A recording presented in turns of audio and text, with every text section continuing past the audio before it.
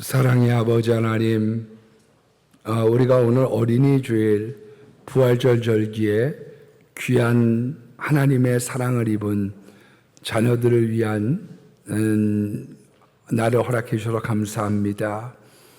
우리들에게 귀한 복음의 메시지를 통하여 하나님의 역사가 나타나고 성령의 충만함이 있고 가장 좋은 분위기와 구원과 생명과 기쁨의 역사가 있기를 원하고 치료의 역사가 있기를 원합니다.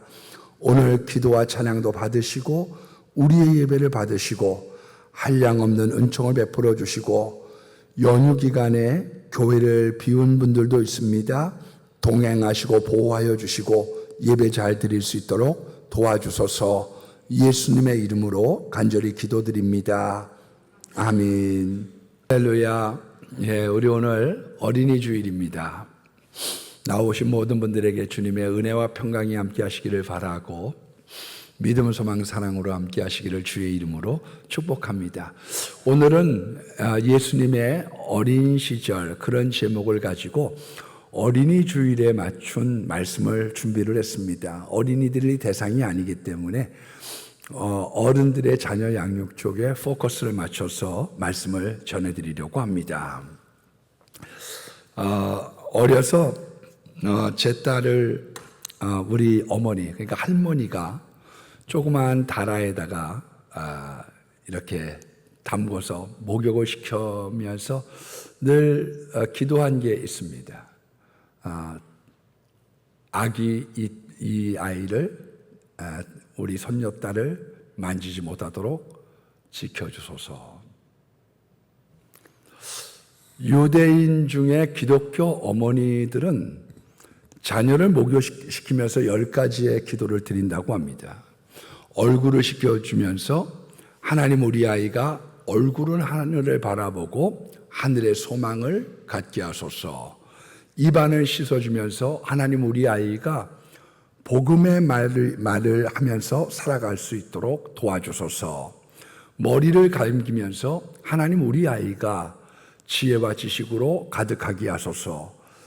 손을 닦아주면서 하나님 우리 아이가 기도하는 손이 되게 하시고 타인을 칭찬하는 손이 되게 하소서.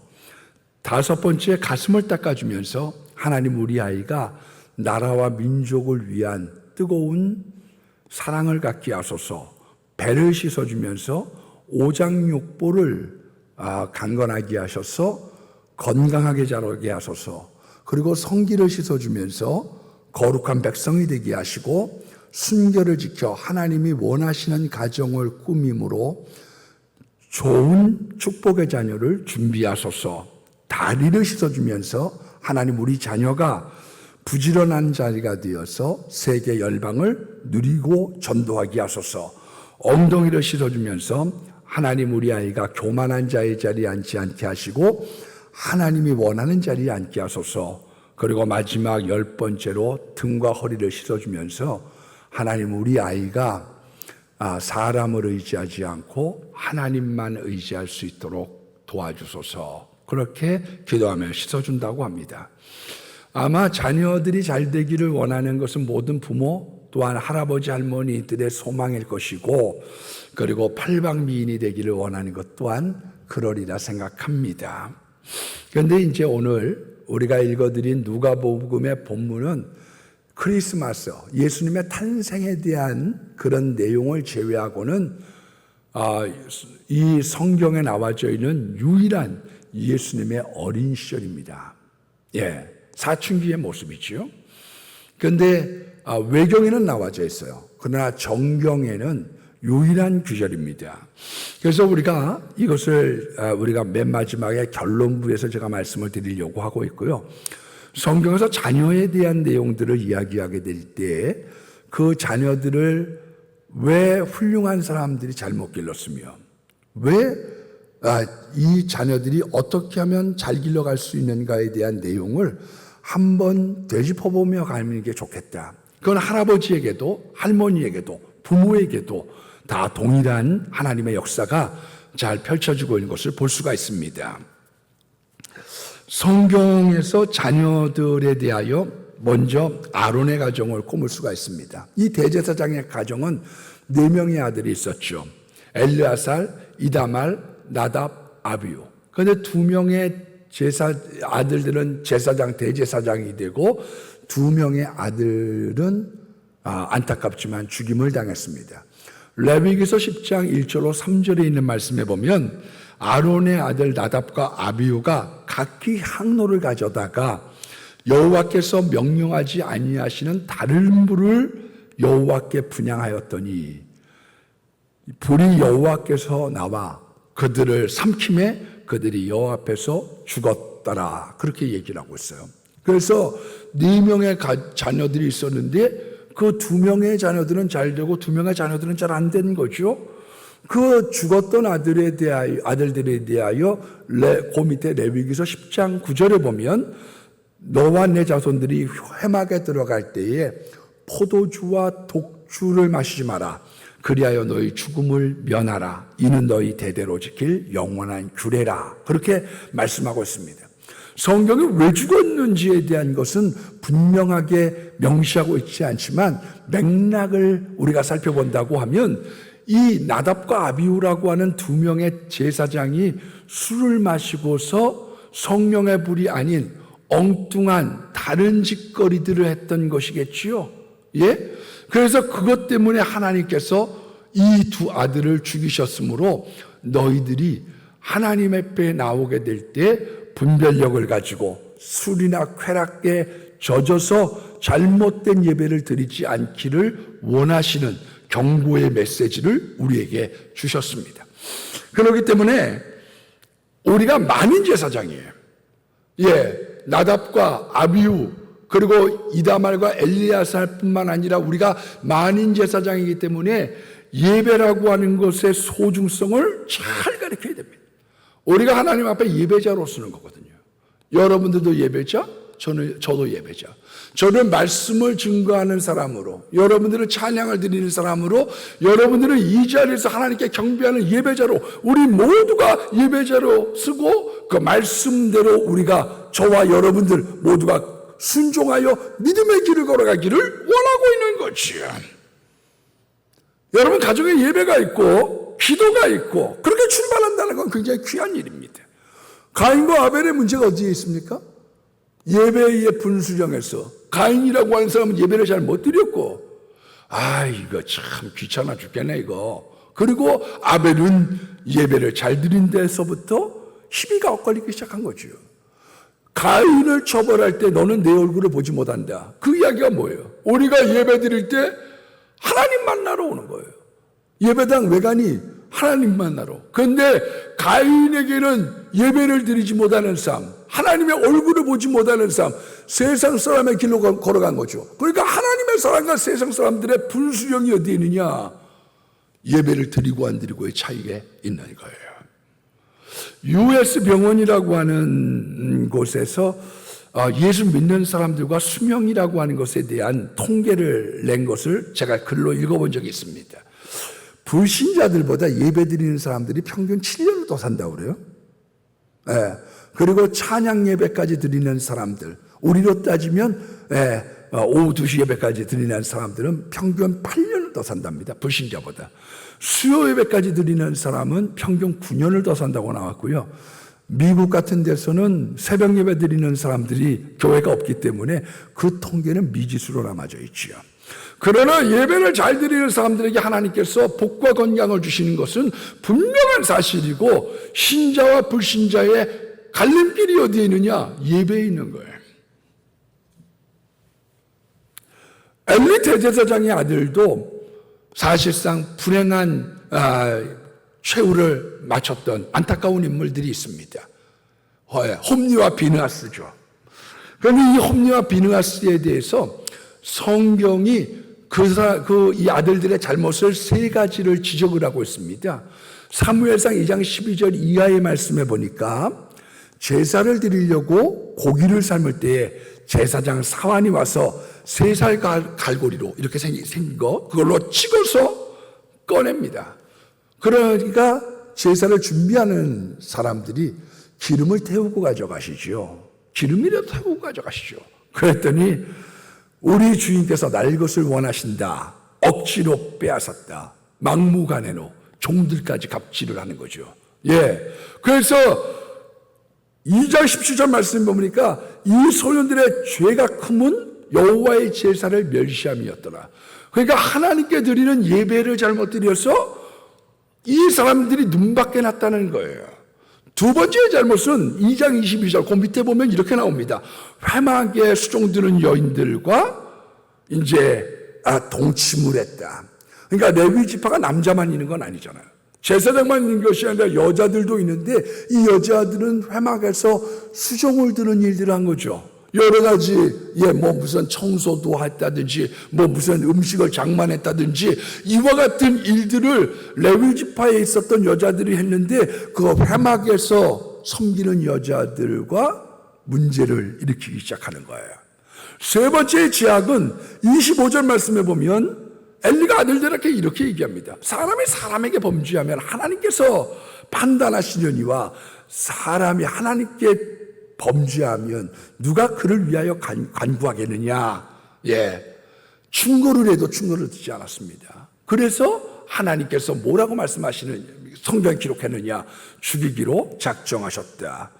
여러분, 사람들이 잘 듣는 사람들은요 귀부터 열리고요, 사람들이 안 듣는 사람들은 귀부터 막히게 되어져 있는 거죠. 그러니까 세 가지의 잘못을 범했는데 제사, 예배를 멸시하고 문란한 생활을 하고 세 번째로는 충고를 듣지 않았다. 여러분, 잠언서를 읽다 보면요, 잠언서 1장 7절로부터 9장까지는 청소년을 위한 총론입니다. 잠언, 충고를 갖다가 하는데 이 충고에 대한 내용들을 살펴보면 이런 거죠. 여호와를 경외하는 것이 지혜의 근본이에요. 이것을 명제로 삼고 이야기라고 했습니다. 그리고 특별히 일장에 두 가지를 강조하고 있는데 부모를 공경해라. 그리하면 이것이 머리에 아름다운 관이 되고 목에 금사슬이 된다. 그러니까 하나님을 공경하고 부모를 공경하는 것이 네가 잘 뜨는 길이라고 하는 것을 성경에 말씀하고 있는 거예요. 그런데 지금에 있는 우리들의 교육은 하나님을 경외하거나 부모를 공경하여 말씀을 듣기보다는 학원 선생님 말을 더 잘 듣는 거죠. 자, 이 문제는 밑줄 쫙 별 3개 붙여라. 지금 이 시간 졸면 재수한다. 알았냐? 학원 선생님 말은 듣고 부모의 말은 듣지 않는 거예요. 부모의 말을 들으면 하나님께서 아름다운 관으로 관 씌워주신다고 약속을 하셨는데요. 그리고 악한 자와 교제하지 말라는 거예요. 대부분의 사춘기나 요런 때 청소년들에게 준 교훈이 뭐냐면 친구 잘 사귀어. 나쁜 사람 사귀게 되면 그것이 너로 하여금 그릇된 길을 걸어가게 한다는 거죠. 2장에 넘어오면 하나님의 말씀에 귀를 기울인 자에 대한 축복을 얘기하고 있고요. 3장은 하나님의 말씀, 이 교훈을 마음판에 새기라는 거예요. 그러면 네가 얼마큼 훌륭하게 되는지 거기에 대한 것을 말씀하고 있고, 7장 말씀해 보면 청년 시절에 정욕을 지어라. 정욕을 지어라는 거예요. 그래서 옛날 우리 개혁성경에는 호리는 계집, 지금으로 따지면 유혹하는 여자 물리쳐라. 그렇지 않으면 푸죽간에 끌려가는 소와 같고 마침내는 간이 뚫힌다. 그렇게 말씀하고 있는 거죠. 8장은 하나님은 지혜라는 말씀을 말씀하고 있고 9장에는 두 여인을 초청을 하는데 한 여인은 뭐냐? 예수 그리스도를 초청을 받은 거예요. 다른 한 부류는 죄라고 하는 여인의 초청을 받았는데 둘 다가 잔치를 베푸고 있는 거죠. 하나님의 잔치에 예수 그리스도의 잔치가 있고 죄의 잔치에 쾌락의 잔치가 있는데 이 잔치 속에 잘 선택하라는 거예요. 지혜를 사모하는 사람, 예수를 사모하며 예수님을 따라가면 거기에 온갖 좋은 곳이 있다고 성경은 말씀하고 있는 거죠. 하나님을 경외한다는 게 뭡니까? 하나님의 말씀을 믿고 그 길을 향해서 나아가는 것이라고 성경은 말씀하고 있는 것입니다. 오늘 여러분, 이 홈리와 비느하스처럼 잘못되는 길이 있습니다. 다 잘못되는 게 예배로부터 문제가 되기 시작하고요. 그 다음에는 여자의 문제가 비롯되기 시작하고요. 세 번째, 결정적으로 충고를 할 때 듣지 않는다는 거예요. 세 번째는 사무엘이라고 하는 사람을 우리가 살펴볼 필요가 있습니다. 여러분, 한나라고 하는 여인이 기도로 빚은 아들이 사무엘입니다. 한나는 성과 같아요. 녹아서 보이지 않아요. 말씀 나는데 보이지 않고 사무엘처럼 빛으로 나타나는 사람이 있습니다. 그래서 어떤 교회는 우리가 빛으로 나타나요. 영광도 받고 박수도 받고. 근데 어떤 분은 교회에서 뭐 청소도 하고 주방도 돌보고 이름도 빛도 없이 섬기는 사람들이 있습니다. 누가 더 하나님 나라에서 상이 클는지 우리는 알지 못하지만 하나님께서 한 사람은 이런 그룹, 또 한 사람은 저런 그룹으로 만들어내고 있는 거지요. 제가 지난주에 유성교회 유기열 목사님과 같은 차량을 타고 갔는데 그분이 이런 말씀을 저한테 하세요. 새 여자가 울면 교회가 안전하대요. 교회는 3명의 사람들이 울면 그 교회는 흔들리지 않습니다. 잘. 근데 지금 여기에 있는 사무엘이라고 하는 사람, 한나라고 하는 여자가 울어줍니다. 우리 교회도 눈물을 뿌리고서 기도하는 사람들이 있다고 하면 감사한 일이겠지요. 그런 사람 때문에 누가 알지 못하던 그 하나님의 나라는 보호가 되고 나아가게 된다고 믿습니다. 그런데 이 아들을 갖다가 하나밖에 없었던 어렵사리 낳았던 아들을 서원을 지키려고 저시대 때 우리로 따지면 4살쯤 됐을 때 아장아장 어릴 때 그 아이를 성전에다 갖다 맡겼습니다. 얼마나 애틋했을까요? 그런데 오히려 그 애틋한 마음을 하나님께 찬양을 돌립니다. 이 사무엘상 2장에 긴 찬양의 노래가 나옵니다마는 요약을 하면 하나님은 높이시기도 하고 낮추시기도 하신다. 부하게도 하고 가난하게도 하신다. 하나님 손에 달려져 있는 거예요. 잘 살고 못 사는 게 팔자소관이 아니에요. 하나님의 손에 그 사람의 생사화복에 달려져 있다. 그걸 이 한나가 찬양을 했지요. 이 사무엘의 성장 과정을 보면 우리에게 주고 있는 많은 교훈이 있습니다. 그 첫 번째가 뭐냐 하면은 하나님의 전에서 컸습니다. 하나님의 전에서 잔뼈가 굵었죠. 뭐든지 잘 쓰임 받으려고 하면 일찍부터 잔뼈가 굵는 게 좋습니다. 그래서 바이올린을 한다, 음악을 한다, 피아노를 한다. 어려서부터 가르치는 게 좋은 거죠. 축구한다. 어려서부터 볼과 친숙하게 하는 게 좋은 거죠. 떡잎부터 알아보는 거예요. 부모가 해야지 되는 가장 위대하고 중요한 일이 뭔고 하면 자녀의 소질을 알아서 그 자녀의 소질을 개발하는 일이에요. 그런데 이 사무엘이라고 하는 사람은 떡잎을 알아봤어요. 너는 내가 기도할 때 하나님께 바치는 사람이고 내가 너를 기도의 사람으로 삼았기 때문에 너 그렇게 얻은 아들이기 때문에 여기서부터 출발하게 너한테는 제일 빨라. 조기 교육에 성공을 했지요. 두 번째는요, 하나님의 음성을 들었습니다. 청소년 때는 맑아요. 그래서 아이들이 은사도 잘 받고 왜 이런 풍성한 것들을 꿈꾸냐 하면 아이들이 맑은 거예요. 주파수가 잘 잡히는 거예요. 지난주에 제가 이제 목사님의 이중직에 대한 말씀을 드렸지만 할 수 있다고 하면 저는 목사님들은 주의 일만 하는 게 좋다고 생각합니다. 왜냐하면 막 돈 세고 막 세상의 일 막 오고 하다가 오면 이게 영감이 잘 안 잡히거든요. 설교에 대한 영감. 영감이 굉장히 중요하거든요. 영감. 센스가 중요하단 말이에요. 하나님의 그 감동이 굉장히 중요한데. 그래서 실질적으로 거기 안에서 이른 날부터 출발을 잘했다. 굉장히 복 받은 거예요. 외길을 가는 거죠. 외도를 안 하는 삶. 저는 그 이주일 씨가 뜰 때가 기억이 납니다. 이주일 씨가 2주일 만에 떴어요.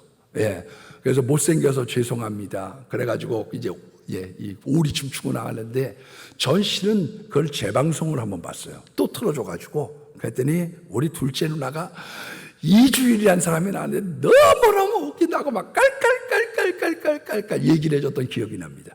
이분이 그야말로 2주일 만에 MBC 전속이 되면서 당시 1억 원이라고 하는 큰 목돈을 잡았죠. 근데 이분이 나중에 연예인 중에서 가장 세금도 많이 내고요. 국회의원까지 되셨어요. 근데 그 국회의원이 되시고 난 다음에 외도를 하고 돌아왔는데 옛날 같지 않은 거죠. 오리춤을 추면서 이게 잘 안 되는 거야. 왜? 이내 마음 가운데 체면이 생겼거든요. 체면. 내가 국회의원인데 체면이 생겼어. 여러분, 사람이 어려서부터 한 길을 잘 간다는 건 굉장한 축복인 것입니다. 세 번째는 사사로 나라를 잘 다스립니다. 그래서 사무엘상 2장 13절에 있는 말씀에 보면 여호와의 산이 사무엘이 사는 날 동안에 블레셋 사람의 손을 막으심에 하나님께서요 이 대적의 문제를 막아주셨어요. 하나님이 한쪽을 붙잡았으면 다른 한쪽은 막아주셔야지 되는 거예요. 아사라고 하는 왕에게 100만 군대가 쳐들어왔습니다. 구스, 이 에디오피아가. 그런데 강한 자와 약한 자 사이에 우리를 도우리가 없다. 왜? 100만 대군이 오는데 거기 막으러 나갔다가 후방에 있는 약한 자 민족들이 쳐들어오면 어떻게 됐겠어요? 하나님이 주의 손이 거기를 막아주셔야 이스라엘 민족 아사왕이 살 수 있었던 거지요. 성경은 우리들에게 그걸 얘기하고 있는 겁니다. 그리고 이 사무엘이요 베델과 길갈과 미스바 그리고 고향 라마로 돌아와서 부지런히 다스립니다. 이 사람은 기드론 씨는 죄를 범하지 않았습니다. 부지런히 나사를 다스렸습니다. 그리고 늙었어요. 사무엘상 8장 1절로 3절 말씀에 보니까 사무엘이 늙으며 그의 아들을 사사로 세우고 장자의 이름은 요엘이요 차자의 이름은 아비야라. 그 아들들이 자기 아버지의 행위를 따르지 아니하고 이익을 따라 뇌물을 받고 판결을 굽게 했다. 그러니까 이 아들들이 돈의 문제에 연루가 되기 시작한 거예요. 그래서 왕을 세워달라고 부탁을 한 거죠. 왕을 왜 세워달라고 얘기하느냐? 아들들이 요엘과 아비야가 사무엘 사사님 같지 않습니다. 우리에게 왕을 주십시오. 그렇게 부탁하게 된 이유가 사무엘에게 있어서의 자녀들이 온당하지 않은 거예요. 여러분, 사무엘이 왜 그랬을까요? 왜 자녀의 문제가 있었을까요? 첫 번째는 사무엘은 보고 큰 게 없습니다. 엘리 가정의 모델이요. 망나니의 자식을 두었던 엘리의 가정의 모델이에요. 한나라고 하는 어머니는 떨어져서 살아요. 예, 기숙사에 가끔 어쩌다 한 번씩 와가지고 음식장만 해갖고 와서 용돈 주고 가는 엄마요. 여러분, 사무엘의 아내의 이름이 나옵니까? 안 나와요. 그리고 베델과 길갈과 미스바와 라마 너무너무 바쁜 생활을 보내다 보니까 자녀들에게 할애할 수 있는 시간 자체가 없었던 거죠. 이게 돈 문제가 생겼던, 자식이 올바로 크지 못했던 결정적인 이유가 됐던 거지요. 그래서 유명인의 자녀, 저 사람의 재벌이래, 저 사람이 유명한 정치가래, 왜 여자 문제가 생기고 돈 문제가 생기고 갑질 때문에 문제가 생기고 구속이 되고 사회 문제가 되기 시작하느냐. 거기에 대한 올바른 가정교육을 할 수 있는 시간이 없었던 거죠. 우리 목사님들에 대해서 우리 신학교 때 어떤 교수님이 그런 말씀을 하신 기억이 납니다.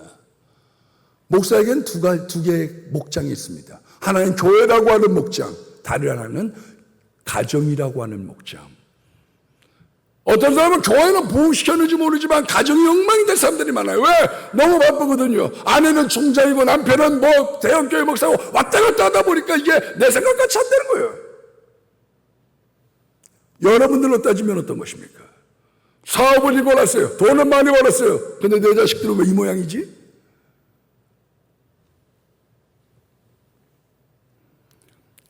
여러분, 역대상 6장 22절 말씀에 보면 하나님께 징계를 받았던 고라 자손의 후손이 사무엘이고, 그리고 그 아들들은 요엘과 아비야는 잘못 키웠지만 그 손자 때 해만이라고 하는 손자가 찬양의 대장이 되고 하나님 앞에 귀하게 쓰임받습니다.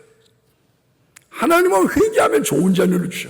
부모가 어떻든지 조상이 어떻든지 조상 탓할 것 없어요. 왜? 내가 회개하고 내가 하나님 앞에 바로 서는 순간 하나님께서는 그 사람의 인생을 좋게 하는 거예요. 조상 탓할 필요 없습니다. 자식 농사를 잘못 지었던 사무엘이 손자 농사를 잘 짓기 시작한 거죠. 내가 은퇴를 했습니다.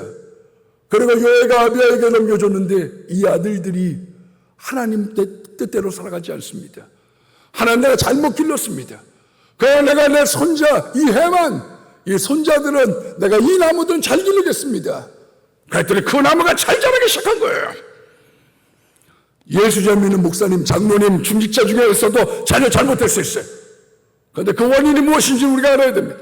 회개하고 잘 기르면 해만과 같이 하나님께서 찬양할 사람으로, 믿음의 사람으로 귀하게 사용해 줄 수 있다고 성경은 말씀하고 있는 거예요. 잠언서 31장에 보면 르무엘 왕의 어머니, 솔로몬 왕의 어머니가 이 어린 왕에게 이렇게 얘기합니다. 솔로몬에게 이렇게 세 가지를 당부하죠. 너 내 힘을 여자들에게 쏟지 말고, 그리고 전쟁, 왕들을 멸망시키는데 힘쏟지 말고, 그리고 포도주와 독주, 술 조심해. 주색 잡기에 빠지지 말고 죽이는 일에 힘쓰지 마. 왜 짧은 인생을 살았는데 어떤 사람은 자꾸 남 죽이는 일에 앞장서요. 아니, 남 살리는 일도 바쁜데, 제가 총회도 일을 보다 보면 남 죽이는 일에 자기 교회나 열심히 하면 되지 무슨 남의 교회 죽이는 일에 앞장서가지고 그러고 있어요. 자기 교회 열심히 해서 자기 교회 부흥만 시키면 되는 것이지. 살리는 자가 돼야 됩니다. 오늘 누가복음 2장 41절로 52절에 있는 말씀에 보면 예수님의 성장 가지고 우리들에게 모델이 되어지고 있는 거죠. 41절 말씀에 보니까 그의 부모가 해마다 6월절에 예루살렘으로 갔다. 이게 지금 외경을 제외하고는 성경 통틀어 예수님의 유년 시절에 대한 유일한 규절입니다. 누가복음이 사람 복음이 아니에요. 예수님의 인성을 다뤘어요. 예수님은 어떤 모습으로 사람의 모습을 입고 사람답게 살아가셨느냐, 우리에게 주는 여러 가지 힌트가 있죠.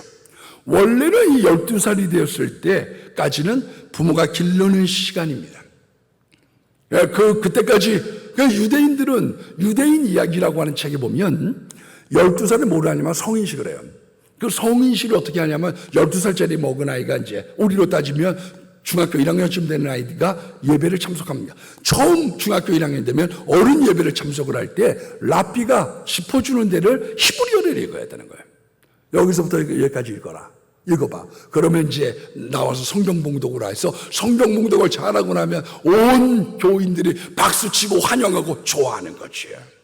지금 6월절 12살이 되어서 성전에 와서 아마도 이 좀 성전에서 지금 성령식을 마쳤으리라고 생각합니다.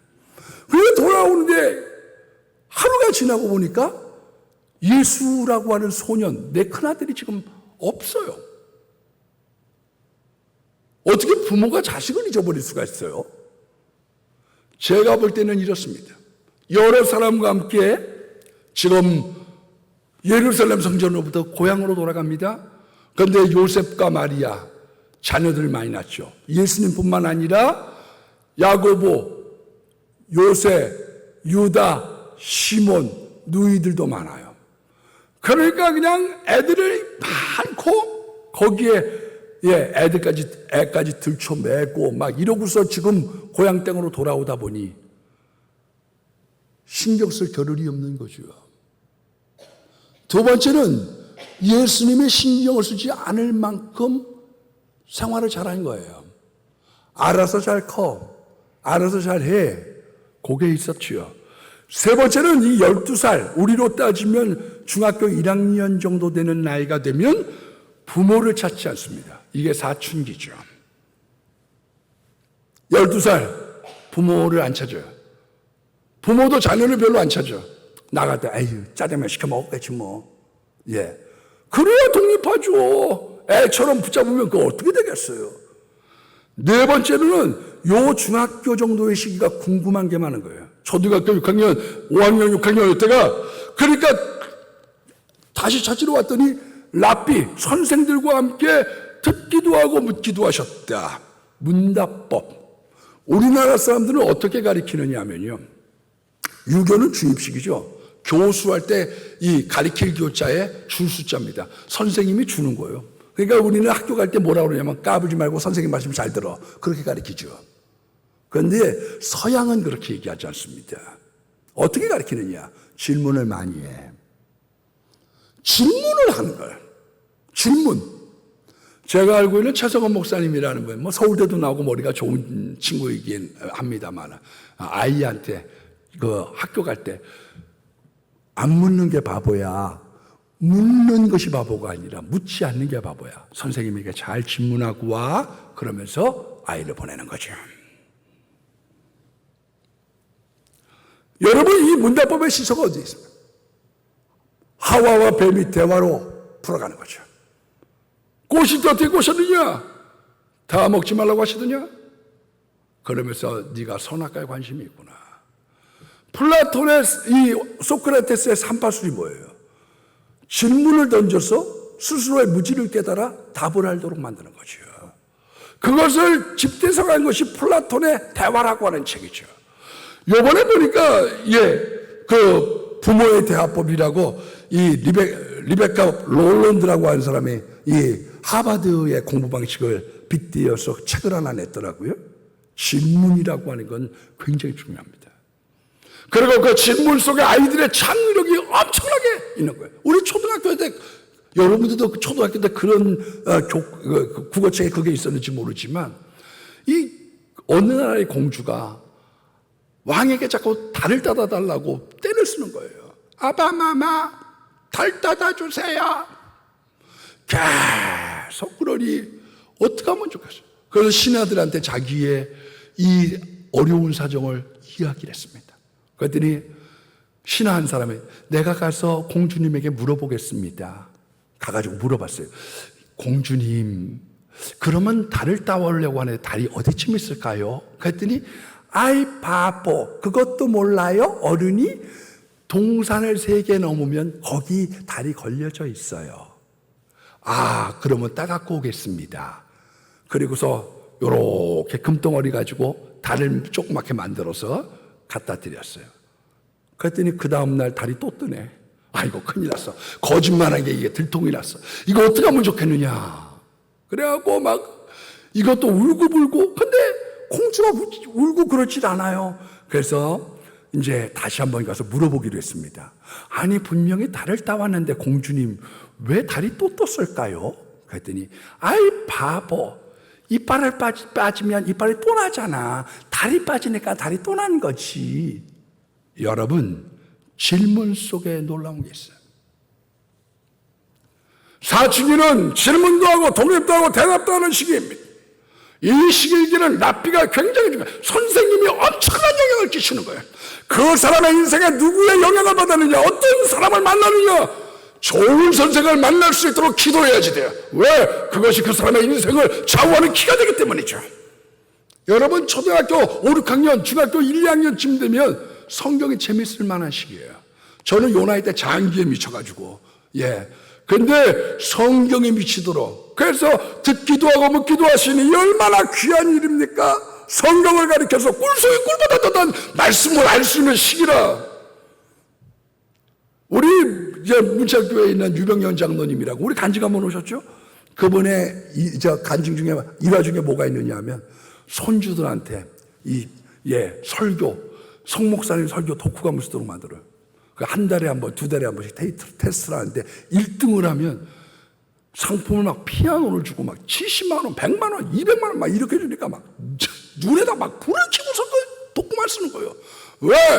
하나님의 말씀이 일생을 살아보니까 제일 중요하다고 하는 것을 깨달은 거죠. 그분들 하나니까 전 가방줄이 짧아요. 가방줄이 짧아요. 가방줄 짧지만 하나님의 말씀을 경외할 때 그의 인생을 열어주신 하나님을 발견했기 때문인 거지. 아버지의 집을 인식합니다. 내가 아버지 집에 있어야 될 줄은 모르셨나이까. 여러분, 어려서 교회의 소중성을 안다. 그 사람 대박난 거예요. 그 사람 민족과 세계를 깨우는 사람입니다. 교회의 소중성을 안다. 51절의 말씀에 보니까 예수님께서 함께 내려가서 나사렛에 이르러 순종하며 부모를 받들으셨다. 철이난 거예요. 부모를 받들어. 요 중학교 때쯤 되니까 부모를 받드는 거지요. 제가 신방 가다가 어느 교장 선생님 가정을 신방한 적이 있어요. 근데 이 교장 선생님이 그런 말씀을 하세요. 우리가 클 때 6남매입니다. 자식이 6인데 옛날 어려웠잖아요. 근데 이게 아이들한테 밥상을 차려주고 다 차려주고 난 다음에 엄마는 못 먹는 거예요. 못 먹어. 그래서 이제 요 나이가 되니까 중학교가 되니까 이걸 깨달은 거죠. 그래서 늘 밥을 먹고 어머니가 먹을 밥을 남겨놨어요. 왜냐하면 자기가 다 먹으면 아이가 못 먹으니까, 어머니가 못 먹으니까 철이 난 거죠. 철이. 나중에 이번에 80을 바라볼 때 저한테 신방을 받으셨는데요. 목사님, 그때에 있었던 것이 체질이 돼서 저는 꼭 좀 남깁니다. 조금 적게 먹는데요. 피곤을 모르겠어요. 아침에 일어나서 피곤을 모르겠대. 아침에 일어날 때. 하루 종일 피곤을 모르겠다는 거예요. 여러분, 부모를 공경하고 받으셨다. 그렇게 얘기하세요. 52절 말씀의 끝에 보니까 지혜가 자라며 키가 자라며 하나님과 사람 보기에 사랑스러워갔습니다. 생각이 열려야 돼요. 생각이 트여야 돼요. 신체가 자라야지 돼요.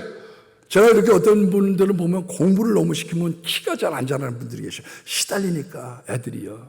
우리들 때도 보면 왜냐하면 너무 시달리니까. 그래서 공부 잘 시키는 건 문제가 안 되지만 하나님께서 신체적으로 건강하고 튼튼하게 자랄 수 있도록 기도해 줄 필요가 있어요. 왜냐하면 성경이 주님이 지혜가 자라고 키가 자라고 하나님과 사람 보기에 사랑스러워 같다. 이쁜 짓 하면서 큰 거죠. 이쁜 짓. 하나님 볼 때도 이쁘고 사람 보기 때도 이쁜 거예요. 이번 어린이 주일에요. 우리들의 자손, 우리들의 자녀와 손주들이 자립심이 있고 학구열이 있고 성경과 교회를 좋아하고 철이 들어서 부모를 공경하고 생각과 건강 그리고 사랑받는 이쁜 짓들이 풍성하기를 축복합니다. 기도해요. 자비로우신 아버지, 우리가 성경의 인물들, 위대했던 사람들 속에 자녀들 때문에 울고 울었던 사람들이 있습니다. 그리고 성경은 예수님의 성장 과정을 통하여 우리에게 시사하는 바가 있습니다. 어린이 주일을 통하여 우리들이 우리의 자녀를 어떻게 양육할까를 마음속에 담고 출발하게 하시고 오늘 누가복음 2장 41절로 52절에 있는 말씀처럼 성장하고 자립하고 하나님 예수님에 대한 귀한 복음 안에서 즐거워하며 그들의 앞날이 철이 들고 그리고 일찍부터 주의 전으로 출발할 수 있도록 도와주시기를 원합니다. 나와 내 가정 속에 있는 질병 있는 분들은 그 자리에 손을 얹고 마음에 소원 있는 분들은 그 자리에 가슴에 손을 얹습니다. 나사렛 예수 그리스도의 보혈 그 이름의 능력으로 명하노니 나와 내 가정 속에 역사는 악한 귀신과 저주 사단의 권세들 병는 다 묶임을 놓고 물러갈 지어다. 다시는 틈타지 말지어다. 우리에게 회개의 영을 보여주셔서 하나님께서 죄와 상관이 없이 구별된 삶을 살아가게 하시며 아버지 하나님의 지혜로 충족할 수 있도록 도와주시되 아버지 하나님 우리에게 주신 목장이 있습니다. 직장의 목장이 있고 내 가정의 목장이 있습니다. 하나를 붙잡고 하나로 치는 사람들 없도록 도와주시고 하나 붙잡고 다른 것은 주님께서 막아주시며 주의 손이 함께 하시며 우리가 잘 길을 쓰는 지혜와 능력과 축복이 위로부터 임하는 줄 믿고 하늘의 지혜를 덧입는 사람 될 수 있도록 도와주시옵소서. 예수님의 이름으로 간절히 기도드립니다. 아멘.